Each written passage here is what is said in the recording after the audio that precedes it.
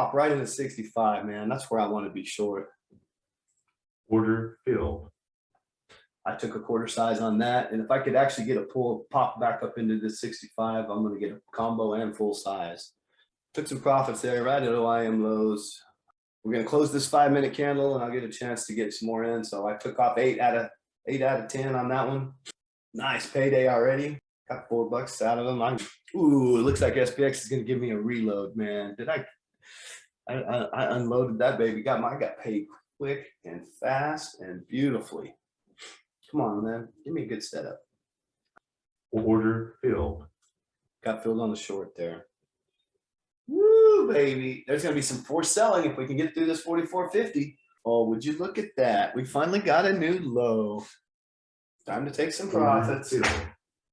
I have paid myself. Well, that's the one I was looking for.